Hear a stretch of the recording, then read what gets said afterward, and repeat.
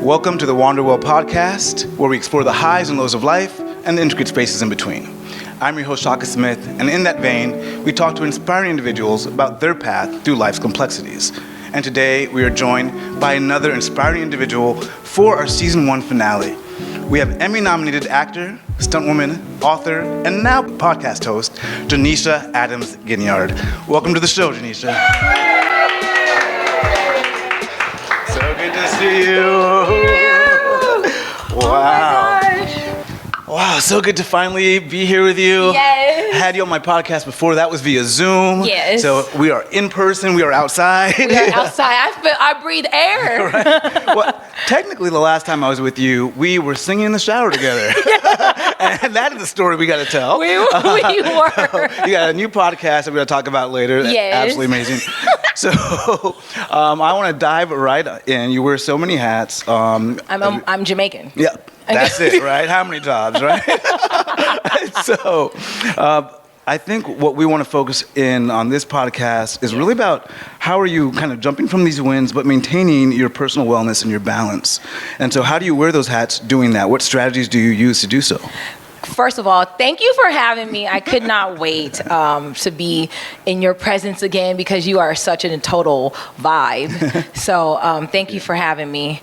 And I would say I'm a multi-hyphenate, fully functional multi-hyphenate. And it's not a matter of like jumping between things. I feel like I am all of it. Mm-hmm.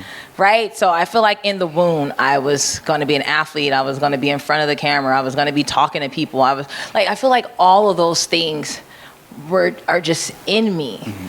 And when you are navigating the planet, knowing that you're a multi-hyphenate, some things just present themselves to you. You know, the universe responds to our activity. Yeah. And so I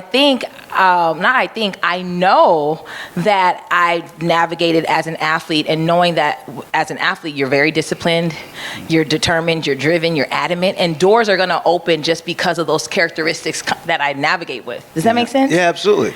But did you have to fight that notion that you can only be one thing? So society will force you to feel like you have to choose. Mm-hmm. But I don't go by society's terms. So I would never allow anyone to put me in one category or one hat. Yeah. I am a multi-hyphenate. I throughout growing up, I was always a student athlete, yeah. Right? So people might try to put you in one box or put me in a box, but it's up for me, it's up to me to make sure they understand, hey, that is not how I identify myself, yeah. Right? It's all about how you identify yourself. Mm-hmm. I am identified as a multi-hyphenate. I can act, I can do stunts, I can write, I can do voiceover. So I have to constantly make sure I'm rebranding, making sure that, hey, this is my label. Yeah. You will respect the labels. And where did you get that confidence and that idea that was what you were going to do regardless of what people were saying? Or how did you cultivate that? It definitely comes from my mom. Like, I think all these things were instilled in me. I really do believe sometimes your environment, the paradigm that you grew up with, does shift your outcome, good or bad, mm-hmm. Right? And my mom instilled characteristics in me of like being self-motivated, being driven, being innovative, being creative, being respectful, being honest. I mean, these are some characteristics that we navigate this planet with people and they just don't have, yeah. Right? Accountability, things like that, being honest, truthful. So it definitely came from the things that my mom instilled in me, and then it was up to me as an adult, upright walking human being, to make sure that I really just remembered those key things that I was brought up with. Yeah. I love that, and I love how having that perspective, I feel like, led to this huge booking, Eric Cartman, South Park, and there's so many layers to unpack there about, staying true to yourself, about authenticity, about keeping your voice, especially for sure. You have a character, you're playing like a white iconic character, so everyone knows the character. Yes. How do you stay true to yourself as a black woman? Yes. And then also not slip into sort of, parroting, the character that was there before. Right. Okay. So Oh my God. First of all, great question. I just want to rewind a little bit because you said something that is very important. I think I don't want us to glance over it. It's being true to yourself. We are in an industry where so many people sacrifice their morals, what they believe in, truth. They sacrifice so much. Can I swear on this? Yeah. They sacrifice so much shit. Yeah. You know, and I'm like, you don't have to do that. You don't have to sacrifice what you believe in, you know, your morals. You don't have to stab anybody in the back to get where you need to go. Yeah. And I am very happy sitting next to you. I sleep well at night, saying that I have navigated this planet, I've navigated this industry, staying true to myself. I speak up when things aren't right. I compliment when they're great, you know, but I'm not going to sit here and stab you, jump on your back because I feel like I need to get somewhere. Yeah. Right? There's plenty of work for everybody. There's enough work for everybody. I navigate this planet. This is one thing my mom gave me. I navigate this planet in a spirit of abundance. There is enough for everybody. There is no need to do some unsavory shit to get where you need to go. Yeah, and it's peace of mind. That's peace of mind. Peace of mind, you know? And so I think that the things that are coming my way and the things that I am receiving is because of my obedience to my God and the way I've navigated this planet in truth and honesty. Yeah. So fast forward to Cartman. Woo! Let me tell you, while you're navigating this planet in truth and honesty, you will get some hurdles. Yeah. You're going to get some no's. But when you know yourself, and you know that you have spoke things into existence, you will walk as if they've happened. There will be no's, but they will not stop you. Amen. They will not stop you. Because before I booked the Cartman job, I had voiceover auditions for King of the Hill, Bob's Burger, all these animated shows that I love. I just knew I was gonna get them. Yeah. But it wasn't for me to like give up or stop, like, oh, I can't do it no more. Like, no, this is Hollywood. This is the world. This is life. You know, you're going to get no's, but you're going to get a lot of good damn yeses, okay? And this was a good one. And this was the best one, really. Right. And so after that, like, so then Cartman comes, right? And you're just like, oh my God, thank you. Thank you. Like, I felt like all my hard work had paid off. All of the voice acting lessons, all of the reading, because I read a lot to help with my voice act. All the sacrifices, right? You're gonna have to sacrifice some shit. Meaning like time. Yeah. You know, I love bowling, I love karaoke, but I did not get a chance to do that a lot here this year because I was constantly working on my craft and bettering myself. So I felt like all the sacrifices that I did for fun has paid off. Yeah, yeah, because I watched South Park when it first came out, right? We're talking about a show that's been around for 26 seasons. Yeah, yeah. I could repeat the Terrence and Phillips song. Right. You know, I know, you know, shut your fucking face. Like, I know the lyrics to these songs. Yeah. So when you get, first of all, just getting the audition was like, what? And did they tell you what it was exactly? I saw the name. Yeah. No, but I mean, like how you were playing at Cartman. Okay, so it said strong black female. Yeah. Right? And so, again, it took, like, I did not know it would end up being the Pandaverse Cartman. Yeah. So I just thought I was just going in there and I was going to be, you know, a little character. Yeah. Not like, the main character. I had no idea it was going to be the main character, the black female version of the character, have all these gifts and, like, things done of the character. So I did the audition, and it wasn't until like the third session where I was made aware that it was actually Cartman. Wow. Yes. Wow. And so how did you navigate that? And did that shift the way you were going to do your acting? No. Okay. So great question. So the voice, I look at everything as acting. Whether it's stunts, I'm action acting. If it's voice, I'm voice acting, right? Because you're selling a product, a good or character, right? Or something. So I'm very animated, as you see. Like, there's nothing to say. I'm super animated, right? So I'm in the booth, and they're like, you know, I have to do certain things, and I'm like, you guys, like I'm running down the hall. Like, I have to be able to move. So I'm still moving, I'm still acting, but I'm also having to sell you this character while I'm in a booth and just reciting lines, because there's nobody in the booth with me, right? I'm just doing the lines by myself. So I'm literally giving everything to the character, what I'm doing. Okay, hey, so, Bruce, who's like in engineering, he'll be like, okay, so this scene, you're like in the hallway, you're trying to get the attention of your friends. And so I'm like, okay, got it. So I'm like, you guys, like, I'm putting all that in there. Yeah. And, does that make sense? I'm putting everything in there as if I had castmates next to me. And did you consider kind of like in terms of the voice of the role? Yes. How did you kind of find that voice for yourself? How is it really you as a character, or how did you find that? Okay, so I feel like if I had to choose characters from that show that I would be, it would probably be Cartman. Yeah. Like, he has a potty mouth, I have a fucking potty mouth. You know what I mean? So it's like being able to just relate to that, and then him being able to just say shit that just kind of like flies off of his mouth, like, shut up, your mom's fucking Jew. Like, he just says these things, and I feel like my timing sometimes when I talk to people is that way. So I was definitely able to put Janisha in Pandaverse Cartman while maintaining some of his timing and mannerisms. Even when he says like, God damn it, it's a cadence to that. You have to pay attention. It's like, God damn it. It's not like, God damn it. Right? So I'm still doing things to match what he does. Yeah, absolutely. Because I still have to be true to the character. And I have to say, like, Trey and Matt and Bruce and Lydia that are in the sound engineering are amazing. Like, they'll give you the direction, and what was so fun about it is, like, I could be really big. Yeah. I could be big with him. You guys, I told you I was having all these dreams. I was a fat little white boy and all, like, I could, like, do that. I could go there. That's amazing. Yeah. So you found a real balance between your voice and the character. Yeah, and I was able to put so much of Janisha in Cartman because Janisha can identify with Cartman. Yeah. I could really identify with Cartman. And he crazy. He's crazy.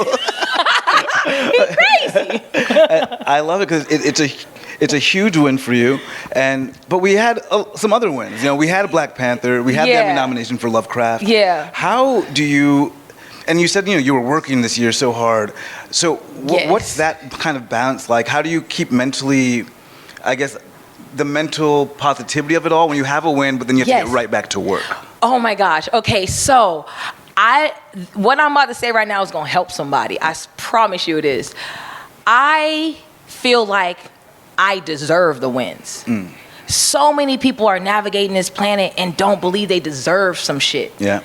I feel like I deserve to win. You feel me? Yeah, absolutely. So when these wins are happening, I'm like, thank you, God. Like, yes, hell yeah.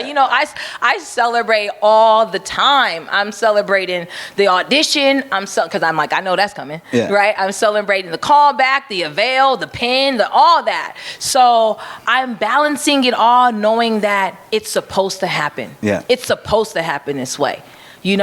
I'm supposed to, take over voiceover. I'm supposed to add another dash to my multi-hyphenate.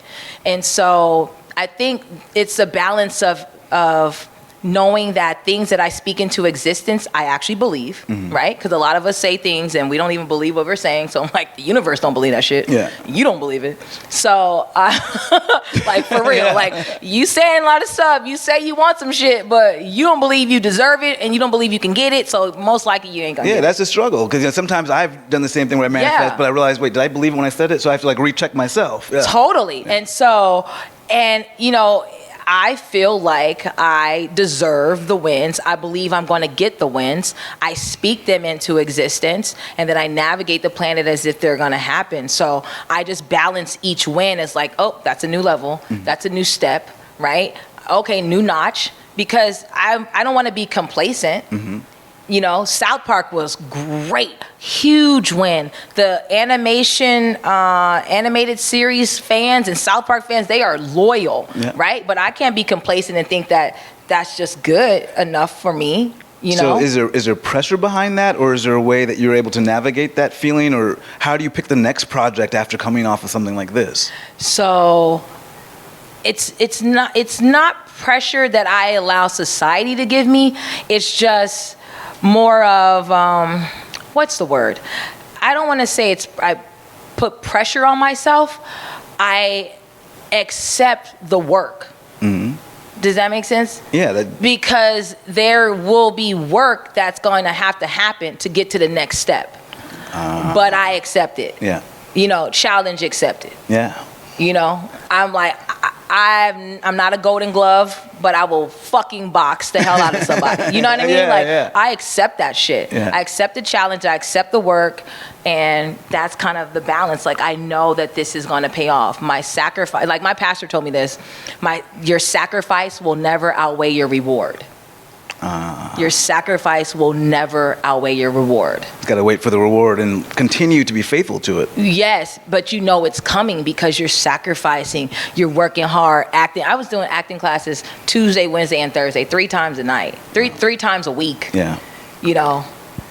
Yeah. And we talk about that ability to adapt and to kind of shift, which you did during the pandemic. Yes. And so you wrote a book that just came out. Sure did. Yes. That's an Amazon bestseller that happened within a week. Crazy. And it's what, don't stop at the period, leave at the comma. And I like that because we always have that phrase, period. Yeah. Yeah. So tell me what inspired this book, what inspired you to shift during the pandemic. Yes. And how did it come about? Okay, so again, if y'all don't realize, I'm Jamaican, so I'm gonna have about 9 different things going on at the same time. And so I'm like, okay, pandemic, okay, great. All right, what else can I do? Yeah. Since work has stopped from other people, I can still create my own work. I can still create a flow. And so I'm like, I'm gonna write a book. And so the title, as you said, Don't Wait for the Period, Leave at the Comma, your rule book on disengaging from negativity and taking your power back, was truly inspired by the fact that I have come across so many people that have allowed others to shit on their dreams, their aspirations, and goals, okay? People will literally tell you what you can or cannot do, and you will sit there and listen. You will take it, knowing that it's contradictory to the career plans and goals you have set for your life. And so I say this, don't wait for the period. The minute you begin to hear that utterance of negativity that's about to be spoken over your life, you disengage immediately or you're doing yourself a disservice. Yeah. Don't wait for the period. Leave at the comma. Yeah. Because the minute you let them complete that statement, it sticks with you. Yeah. Now you're talking about, I can't. Why did they say that? But half the time, when you leave in the middle of somebody's conversation, you don't know what they said. You have no idea where they were going.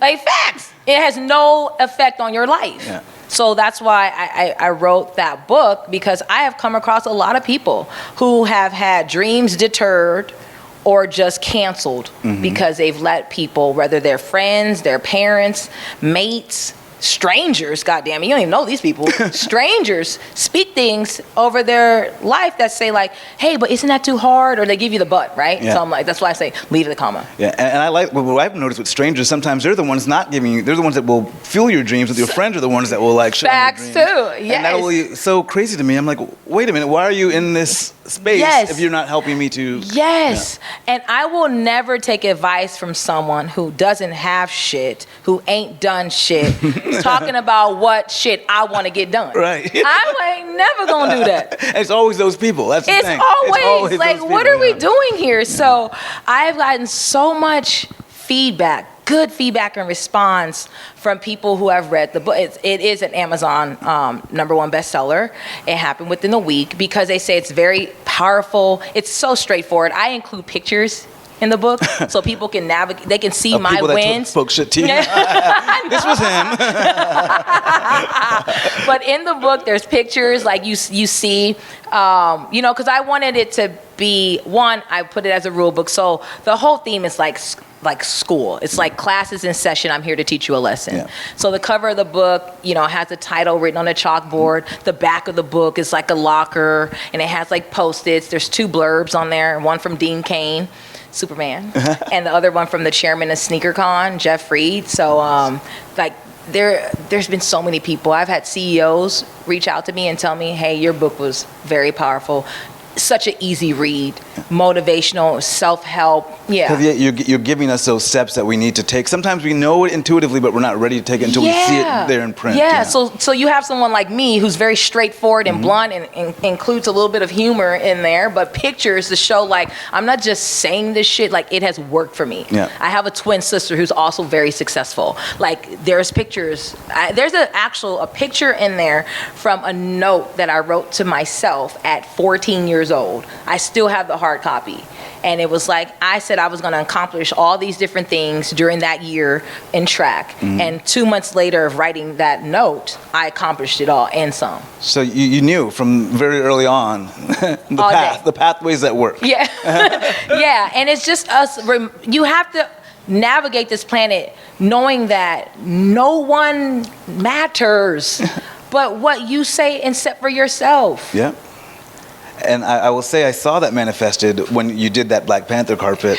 I think I told you about this. Yes. It still kind of dawned on me. Yes. You're in this iconic movie. I want to know, kind of what that meant for you. Yes. You know, from all standpoints, culturally. Yes. You know, obviously success-wise. But then we have a premiere with the biggest actors in Hollywood. Yes. Of course, you are one of them. But you were the only one talked about that next day because of what you wore on that red carpet. Let's talk about. And I think people will be surprised to know that's the same person who's also the Cartman character. but tell us about that red carpet moment and kind of what that was like, what it meant for you to be in that part of that movie. Yes, so thank you, Shaka, for that. Yes, so I was one of probably 6 or 7 original cast from the first Black Panther. Yeah. I was very fortunate to have worked with Chadwick for 5 months. Yeah. And that guy literally gave his all to be T'Challa, Black Panther, whatever you want to call him. And he killed it. Yeah. He killed it. And so fast forward, we're able to have a sequel, right? Unfortunately, he's not there with us. So I've been planning for months, easily at least 6 months. And I think the world could see that there was planning involved with this. This was not no overnight shit. Although Disney didn't approve me to go until maybe 4 days previously. Didn't know that part of the story. Yes. I said on interview before, I didn't even get my invitation until maybe 4 days before. Wow. A whole nother story. But it didn't matter, right? But you were walking by faith. Exactly. Because when you have set in stone some things that are going to happen, God got you. Yeah. God, he makes a way, right? So fast forward, Wakanda Forever, the premiere is going to happen. I'm like 6 months in advance. I'm like, dang, I'm thinking, how can I honor this man? How can I honor Chadwick, the man who is the reason why we're able to do a second Black Panther? Because if he didn't kill that character, trust me, they wouldn't have did a second one. Nope. Yeah. They wouldn't have did a second one. Let me say that right now. But he murdered T'Challa, okay? And that movie was trending and for months and months and months and months and months. So I was like, how can I honor Chadwick while he's not here? Because it's because of him there are new characters being launched and all of this different things. So I said, wow, I got to take it back to the ancestors, how the ancestors do it. And I know we talk a lot. I channel and navigate my ancestors every day as I navigate this planet. I think that's another reason why I'm so always like, I don't give a fuck what you say. Like, I know the stock I come from. I got my squad, yeah. Yeah, so I always channel my ancestors every day. So I said, I have to take this back to the way the ancestors celebrate, how they do special occasions and events. They use body paint. I did so much research. And I said, okay, I called my girl Jody, Joe Steele, who had painted me before, but never full body. Yeah. And so I said, hey, Joe, I want to do full body paint. Not this half-ass shit. Full body paint and honor Chad for the Black Panther premiere. She's like, what? I'm like, yeah. I'm like, but we can't tell nobody. Yeah. She's like, when is it? I was like, I think it's in, right, because this is so far in advance. We have no idea when the dates are. We don't know, no clue. Yeah. Like, I need to get this done. Yeah. So immediately she's like, I'm down. So thank you for including me in this or whatever. She's like, I was like, we can't tell nobody. I don't want this to get out. Yeah. So I might have to tell my agent or whatever. I'm like, okay, cool. Let that motherfucker know not to say nothing to nobody. Like, I didn't tell my agents. I didn't tell my publicist. My publicist found out when she walked into the room. So he painted. She was like, wait, this is what you're. I'm like, yes. But from the day after I called Jody and she was down, I started sending her African pictures of art. She was so open, like, send me whatever you got, send me mask images. And so it was very detailed. I was like, I want it to look like this. I had specifically chose colors that I wanted to be the dominant colors. Like, it was a whole process. Then she would send me sketches, say, do you like this? Do you like that? I was like, nah. And I said, and I want Chadwick's picture on me. I want his picture on me. I originally wanted it right here on the stomach. She was like, yeah, but you gonna be posing and stuff. Like, his face gonna be distorted. Like, I don't know if you want that. How about the back? Yeah. And I was like, okay, that works. We'll do the back. And so, so it was very much a collaboration after I had told her what I wanted to do and how I wanted to honor him. And I didn't share it with anybody because it was not for anybody to know. But it was for me to know that this man's gonna get honored on that day. Yeah. On that day, he's gonna be honored. And there was the second reason why I also thought about doing body paint, because I also said, how can I also outdo myself from the first Black Panther carpet where I broke the internet? Because the first Black Panther, the theme was African royalty. Yeah. And I came in there dressed with African print that also paralleled my Jamaican background with the colors and the hat. And it was, so I was like, I grew up, my mom said, whenever you have a stage, you bring people up. You bring people up. That was not the time for me to try to go find Yves Saint Laurent, all these other people. I'm sorry. Great. Have fun with that. But that's not me. So I was actually wearing a collaboration between Tamara Kobus, who actually did costumes on the film. Oh, wow. Tony Acosta did my replica neck piece and bracelets. He actually worked on the film. So that night on the first Black Panther, I wore people who actually worked on the film. Like family affair, yeah. Yeah, like we about to bring these people up who just made us look super great on this screen. Yeah. And so fast forward Wakanda Forever, I'm like, we about to honor Chadwick. Me and my team. That's amazing, because it's when I think of that movie, that's one of the iconic things I think of. Yeah, and you were right, because the next day, I mean, I just knew I was honoring him. The next day, like you said, the only thing that was talked about was that body paint, how I honored him, the ancestors, because when we think about it, Chadwick is now an ancestor. Yeah. He's now an ancestor. And it was all alignment. It was all alignment. And so, yeah, I think the world saw that. They appreciated the love and care that I took into honoring this man. And that is why that was the only thing talked about. Yeah, I mean, still, still a crazy moment, and what a beautiful way to honor him. Yeah. And I think you've done so many things and been an inspiration to so many people. Yeah. I want to talk about, it's crazy because your career is crazy. So I'm like, where do I go? So I want to talk about how you've been an inspiration to young women, African-American women who are, going to stunt work. But I also want to talk about, because do y'all realize she was on the national team for the U.S. national bobsled team? She was the first African-American pair for the U.S. bobsled team. Yeah. So that to me is remarkable. Like, this is the same person doing all these things. Yes. But is it remarkable, or is it like, of course? Both.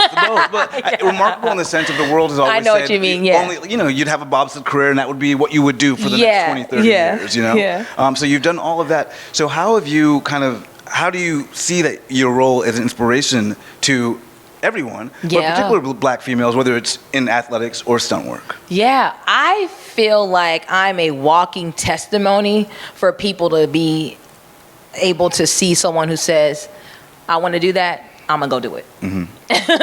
I feel like I am literally an example to anyone who says they want to do something and they see no limit. Mm-hmm. I believe that. Also, I think that people, when they see me and they hear me or watch me or whatever, they see confidence and they see, wow, she really just do it. Mm-hmm.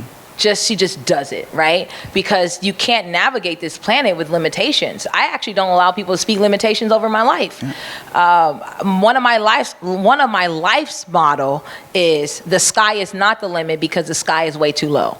I hear people say that shit all the time. Oh, the sky's the limit. And I stop them mid-sentence. Do not speak that limitation over my life. You literally just said the sky is the limit to me. That is a limit. I don't speak like that to myself. So I will not receive what you just said. And I said, it's unfortunate that society has conditioned you to say that shit. But it actually doesn't sound cool at all. Yeah, we have to start remembering what the words we are saying actually mean. And that's the thing. I think people see me and they see that I am not walking by society's conditions. And so the sky is not the limit. The sky is way too low. So did you see this for yourself? You're on the U.S. bobsled team. You made you can do so many things from there. Did you see acting? How did you say I'm going to go achieve these different things? Okay, so I'm Jamaican. I'm Jamaican.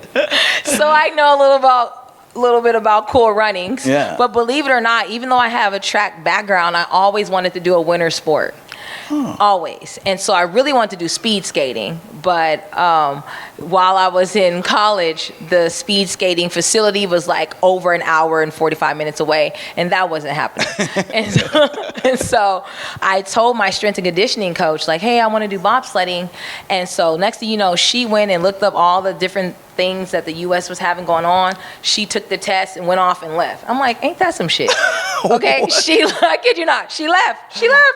And so next thing you know, fast forward a couple years later, they reach back out to her and they're like, hey, we need another brakeman.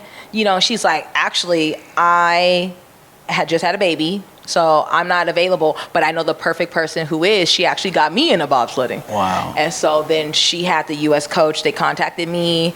We talked, because a lot of bobsledders come from different athletic disciplines, and most of them come from track. A lot of them come from track. I know a couple of drivers that come from NASCAR, but really the brakemans, they come from like track and field. And I was a track athlete who did hurdles and heptathlon. I was like a little Jackie Joyner-Kersee. Oh, nice. So that's kind of how that happened. And so, we were in her living room. She was teaching me things, and I was going over my Olympic weightlifting, like my cleans, my jerks, and short sprints.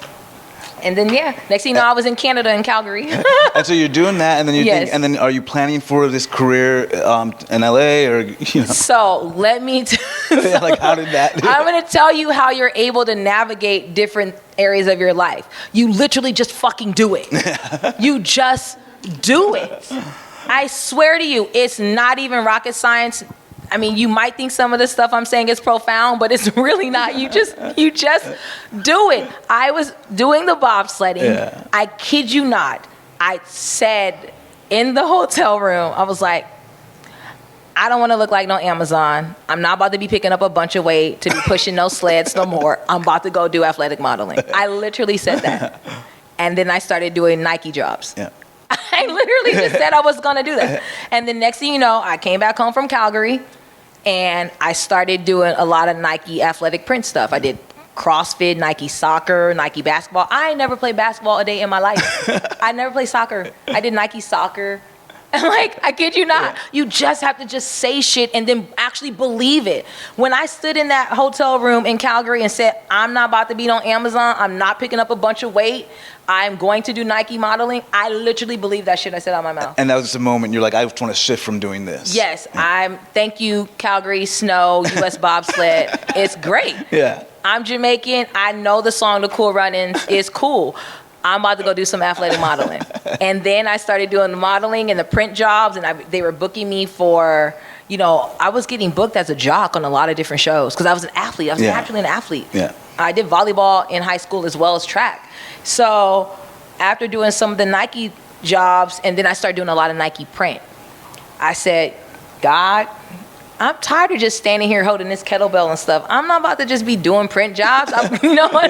Sure enough, start doing stunts, everything's kind of just navigated. Well, everything has been in alignment with what I believe, right? Because if you think about it, we're all our own team. And are you continuing to write this down, or how are you manifesting it? So I manifest it because I speak it into existence. I also believe what I'm saying, and then I'm very big into vision boards. I grew up doing vision boards. My mom was very big into that. But what I also want to tell people, and I talk about this in my book too, we are our own team, right? So we're a player. This is our coach. If this shit ain't in alignment, it's not gonna work. It's a problem, right? So it's important for us to, that's why I love talking to people about mindset. Because the minute you get this right, you can literally take over the world. If I want to be president of the US, God damn it, I promise you I would be president. I don't want to. It's not an interest of mine. So not yet. Not yet. Not yet, right? But I'm just saying that's just how so in tune and hardcore and locked in you have to be. You have to be so dialed in to know that what you want will happen. Now during all this period, because you're doing thing after thing. What was the biggest challenge, and how did you overcome that challenge? Or is anything particularly transformative that made you completely do a 180 shift? Well, I would say if there was a challenge, it probably would be patience, right? Because when you're in the midst of acquiring or achieving your goals, your dreams, your aspirations, there's a lot of sacrifice that's happening. There's a lot of work being put in, and you might not see immediate results, right? So you have to stay patient on the journey. So for me, I'm making shifts, and I've truncated a whole 14 years down into a short story, right? But there's been a lot of patience in the midst of that, right? When I first got the notice for Black Panther, the first movie, it wasn't until 7-8 weeks later till I actually got the booking. That's 7-8 weeks of patience. You telling yourself, you got that. They just working it out. You got that. I'm saying thank you, God, in advance for Black Panther. Didn't get a booking, didn't get a contract yet, didn't do anything. I'm saying thank you, God, in advance. Thank you, God, in advance. It's coming. I know it. They just working it out. They're trying to figure it out. So important in this industry because, as actors, you never hear back technically, but sometimes they are considering you. Absolutely. So if you are faithful to that belief and manifesting it, can actually happen. Absolutely. And you're looking at things and you're knowing that, okay, that's happening. Okay, yeah. They making moves. Okay, this is going on. Yep. It's coming. That doesn't mean that you're supposed to stop, right? I'm still going hard in the paint. I'm still doing acting classes. I'm still working. I'm still, doing my martial arts. And proper preparation prevents poor production, right? My mom told me that. So in the midst of the wait, right? In the midst of the win, you're got to be patient, but you're doing things to prepare you for when your name is called. And I think that's so important. I think Kerry Washington said you want to hope to catch the bus, but you're going to still run and get it when you see it passing you by. Totally. My mom said it's better to be ready and not needed than to be needed and not ready. My mama said that. And you've lived it. Okay? So I will always be ready. Amen. And I think now we're going to open it up to the audience for some questions. Oh. And she's ready. Wow, I love it. Any questions? I don't have a question, but before you started talking, I was already on your IG page and I came across that bodysuit on the red carpet. And I said, dude. And then you realize it's all body paint. I saw the body paint first. Ah. Video of you putting it on. Yeah. As soon as you put in the robe and then you take the robe off, and I was like, okay. You got those overalls on, so we can't see what you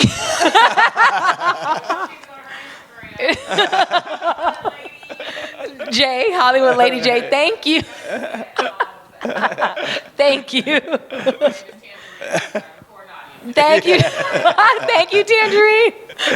Any more questions? I have a question. Yes. How does someone become best friends with someone like you? Like, I need someone like you. Your positivity is amazing, and your confidence is amazing, and you're humble and kind.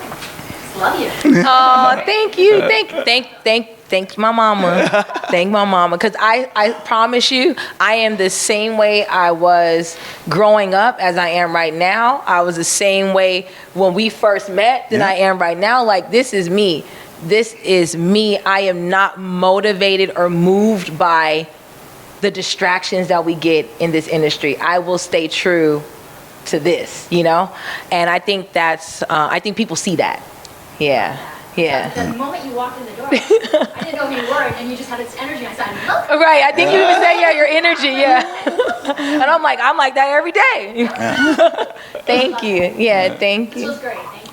Oh, thank you. Yeah. But we can stay friends and be connected and stuff. Like, I'm here for it. Any more? In the back, Tyler? I was just curious who your inspiration was as a child. Yeah, that's a great question. So I've always been inspired by my mom. That's number one, my mom, just because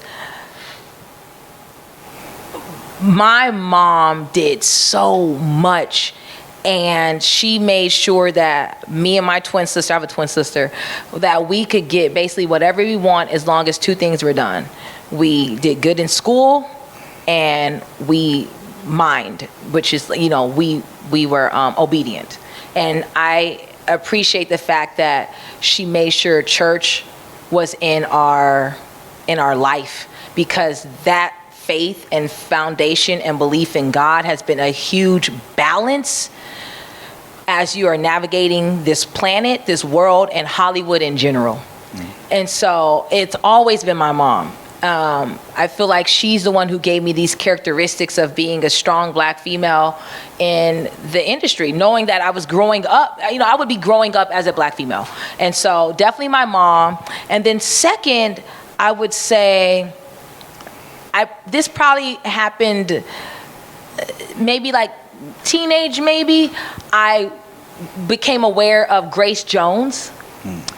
And I'm like, yo, like, this lady is it. You know, it has nothing to do with that she's Jamaican. But just for the simple fact that she was in everything. She spanned fashion, lifestyle, acting, music, and didn't give a fuck. Okay?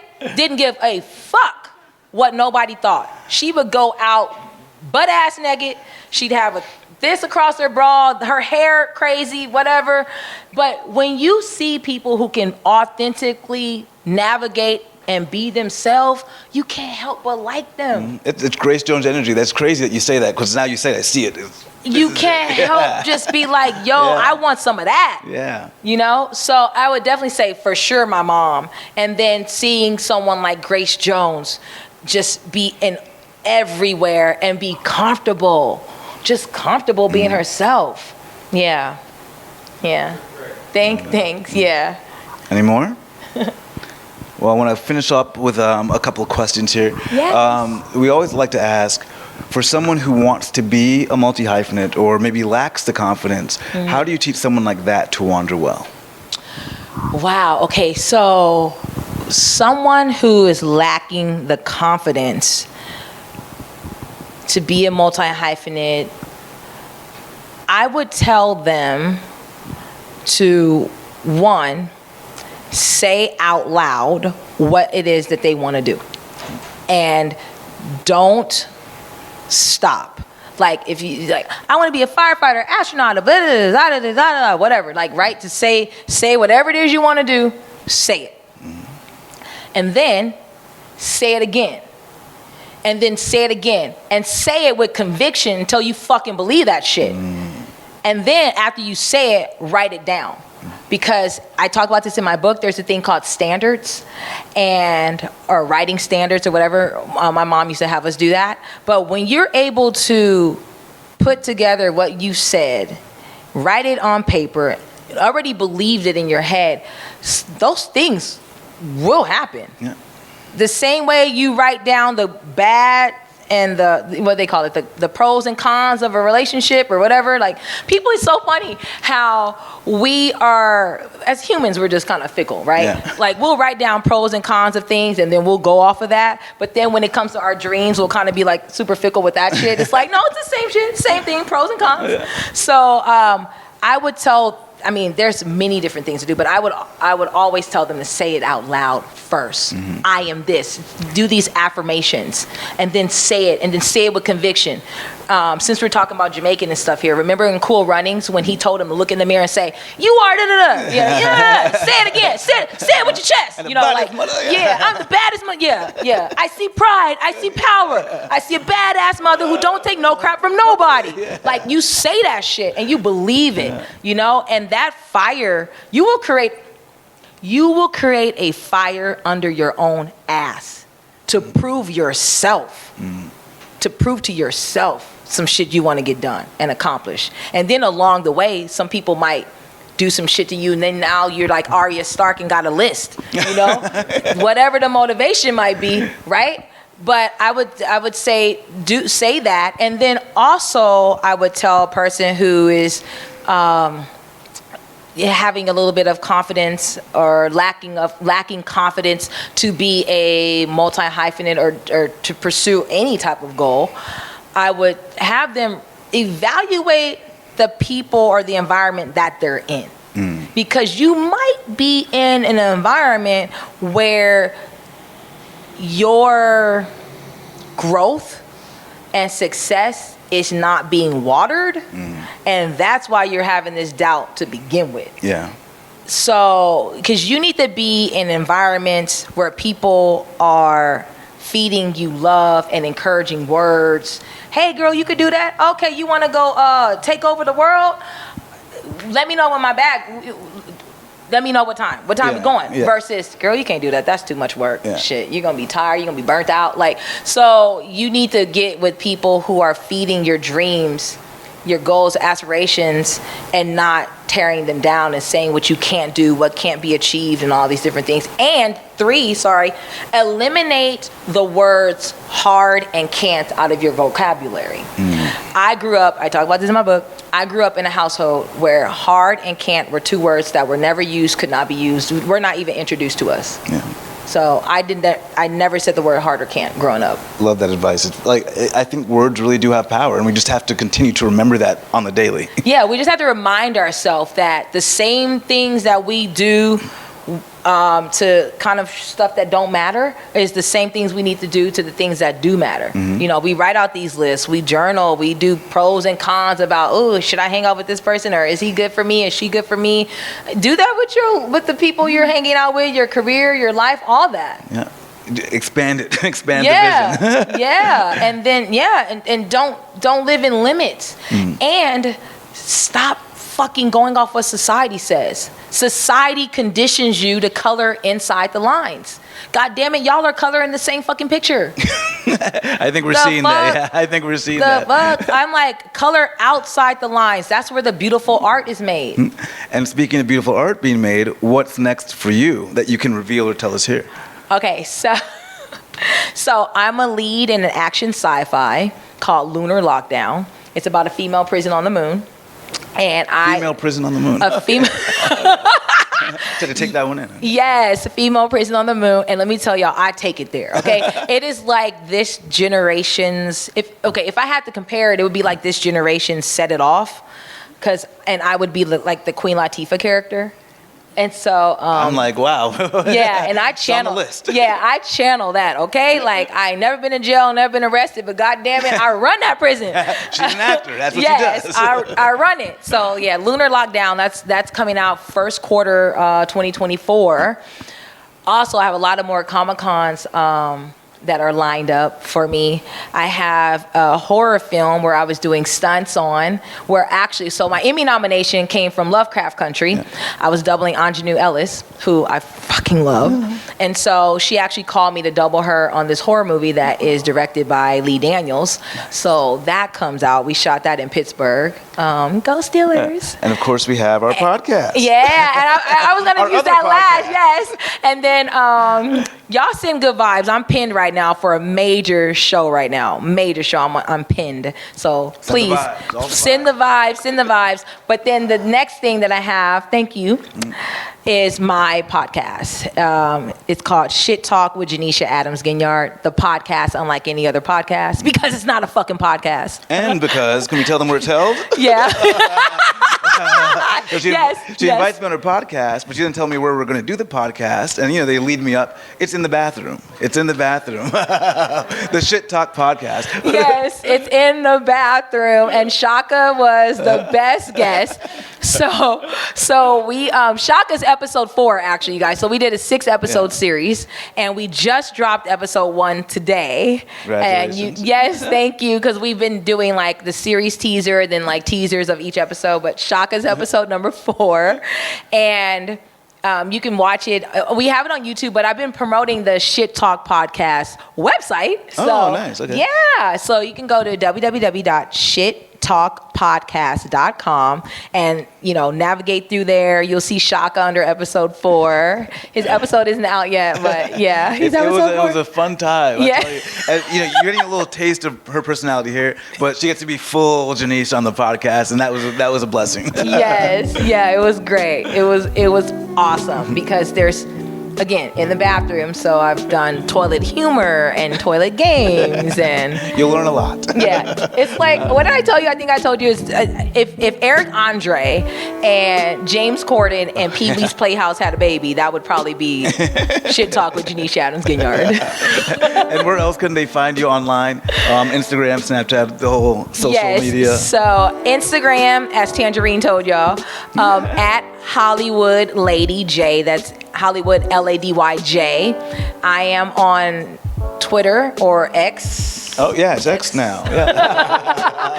At Hollywood Lady J, and Facebook at Janice Adams Ginyard. But look, I need y'all to go like the Shit Talk Instagram, because again, new show, so I'm like building it. But the Shit Talk Instagram is Shit Talk Official on Instagram. Go to the website, and then definitely go to Shit Talk's YouTube channel, because I'm trying to build that up too. But right now we're in acquisition phase. Oh, so. amazing. Yeah. And of course, watch South Park, the Pandaverse. South Park, joining the Pandaverse. I am Pandaverse Cartman. Thank you guys for joining us. You guys can find us at Wanderwell Living on all platforms, and this episode will be out next week, so make sure you stream. Thank you, Shakas, for having me. Yeah, absolutely. Thank you. For being here.